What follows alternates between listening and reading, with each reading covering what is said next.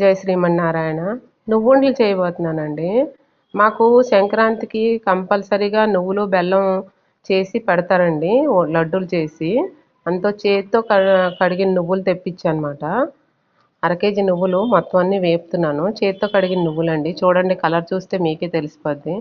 బాగా వేయించాను. ఇది చూడండి, చేత్తో కడిగిన నువ్వులకి మిషన్ నువ్వులకి తేడా. ఇవి తెల్లగా ఉంటాయండి, దీంట్లో నూనె అది ఉండదు. దీంట్లో కాస్త నూనె ఉంటుంది. మనం చేసుకుంటే చాలా రుచిగా ఉంటాయి లడ్డూలు. ఇవి నువ్వులు 2 గ్లాసులు తీసుకున్నాను. చూడండి, చేతితో కడిగిన నువ్వు అయ్యేమో మిషన్ కడిగిన నువ్వులు. ఈ ఈ నువ్వులు 2 గ్లాసులు తీసుకొని మనం చిమ్మిడి అలా చేసుకుంటాము, అలాగే చేసి 2 గ్లాసులు నువ్వులు తీసుకున్నానండి. 1 గ్లాసు బెల్లం కూర ఇవి వేసి ఇదొక రకమైన లడ్డూలాగా చేసి అనమాట. ముందు నువ్వులు పిండి కొట్టేయాలండి. కొట్టేశాక అప్పుడు బెల్లం వేయాలి. ఆ గ్లాస్ అండి, ఇగోండి, ఈ గ్లాస్తో 2 గ్లాసులు నువ్వులు, 1 గ్లాసు బెల్లం వేసానమాట. అదిగోండి, పొడి కొట్టిన తర్వాత దీన్ని ఇలాగా ఉండ చుడితే నా చేతికి నూనె నూనె అంటుకుంది చూడండి. ఇలాగా చేసుకుని నువ్వుల్లోని చిమ్మిడి చేసిన ఇదిగా ఎంతో ఆరోగ్యం. నువ్వులో నూనె ఉంటుంది కాబట్టి రుచి కూడా ఉంటుందండి. చూడండి, చెయ్యికి నూనె కనిపిస్తుంది. అది మళ్ళీ ఆ నువ్వుల్లోని రోల్ చేసి లడ్డూలాగా చేసి పెట్టానమాట. ఇది ఒక రకం, ఇంకొక రకం కూడా చేస్తాను. నా దగ్గర కెమెరా పెట్టడానికి ఏం లేదండి, అందుకని ఒక చేత్తో పట్టుకొని ఒక చేత్తో చేయాల్సి వస్తుంది. అందుకే చిన్నగా కనిపిస్తుంది. ఇగోండి, 2 గ్లాసులు నువ్వులకి 1 గ్లాసు బెల్లానికి నాకు 9 లడ్డూలు అయినాయి. ఇగోండి, ఇది రెండో రకం. మూకుడు పెట్టుకొని 2 గ్లాసులు బెల్లం వేసానండి. ఈ గ్లాసే కొలత అన్నిటికీ. 2 గ్లాసులు బెల్లం వేసాను.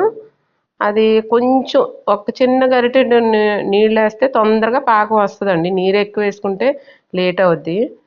ఇదిగోండి, ఎంత తొందరగా పాకం వచ్చింది చూడండి. దీనికి మీకు మీ బెల్లంలోని ఇసుక అది ఉంటే ఇలాగ చూస్తే మనకు తెలిసిపోద్ది కరకరలాడి. అలా నా బెల్లం బాగుందండి, అలా లేదు. అందుకని నేను వడకట్టలేదు. మీ బెల్లం అలా ఉంటే కాస్త వడకట్టేసుకోండి. వడకట్టేసుకొని ఒకసారి చెక్ చేసుకోండి, ఈ బెల్లం పాకం వచ్చిందా రాలేదా, ఉండపాకం అని చెక్ చేయండి. చెక్ చేయడానికి చిన్న ప్లేట్లో నీళ్ళు వేస్తే తెలుస్తుందండి మనకి. చల్లారుతుంది కదా, పట్టుకోవడానికి వీలుంటుంది. ఇగోండి, రాలేదండి, ఉండపాకం జారిపోతుంది. ఇలా జారులో వేస్తే పిండి నువ్వులు అస్సలు పట్టదండి, అసలు లడ్డు చేసినా నిలబడదు. చూడండి, ఉండలు చేస్తే నిలబడదు. ఇక ఇంకొంచెం మరిగించిన తర్వాత ఇంకొక 2 నిమిషాలు వేడి చేస్తే ఉండలు నిలబడతాయండి బాగా, నువ్వుండలు.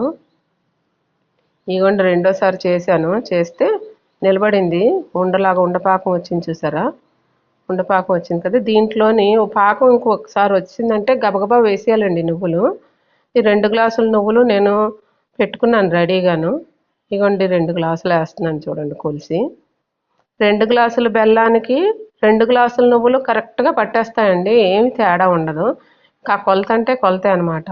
ఒకసారి నువ్వులు వేసామంటే మరి తొందరగా పాకం వచ్చేసి దగ్గరికి అయిపోద్దండి, ఇంకా అక్కడ టైం ఉండదు. తొందరగా కలిపేసేసి పెట్టుకోవాలి. నేను పక్కన ఒక ప్లేట్కి నూనె రాసి రెడీగా పెట్టుకున్నాను అనమాట. ఆ ప్లేట్లోకి వంచేస్తాను. ఇది వంచేసి ఉండలు చుట్టేస్తాను. ఈ మూకుడు చాలా వేడిగా ఉంటుంది, బరువు కూడానండి, ఇందులో పెట్టి చేయలేము. అందు గురించి ఆ ప్లేట్లోకి తీసుకుంటున్నాను అనమాట. ఇగోండి, తీసాను. తొందరగా ఉండలు చుట్టేయాలి, లేకపోతే ఇంకా చల్లారిపోయిందంటే గట్టి పడిపోద్దండి. వేడికి ఒకవేళ మీరు సహించలేను అని అంటే వేరే ప్లేట్లోని కానీ లేకపోతే చక్కలపేట మీద కానీ వేసి నూనె రాసి వేసి మీరు రొట్టెల పీటతోటి ఒత్తిసారనుకోండి పలచగాను, అలాగ అవుతుంది. నేను ప్రసాదానికి కదా అని అన్ని లడ్డూలే చేస్తున్నాను. ఇగోండి, వేడి పట్టలేనని అనుకుంటే ఇలా చిన్న గరిటె తీసుకొని ఆ గరిటెతోటి లడ్డు షేప్ ఇచ్చామనుకోండి, మనకి ఉండలు కరెక్ట్గా ఒకే సైజులో వస్తాయండి. అన్నీని చక్కగా ఉంటాయి అన్నమాట. చూడండి, ఒకసారి మీరు కూడా ట్రై చేయండి. ఎలా వచ్చిందో కామెంట్ చేయండి, లైక్ చేయండి, షేర్ చేయండి, సబ్స్క్రైబ్ చేయండి. ఈ మిగిలిపోయింది అని మనం అనుకో అవసరం లేదండి. ఆ మూకుడులో ఉండిపోయింది ఇంకొంచెం అని అనుకో అవసరం లేదు. దాన్ని వెచ్చబెట్టామనుకోండి మొత్తం అంతా వచ్చేస్తుందండి.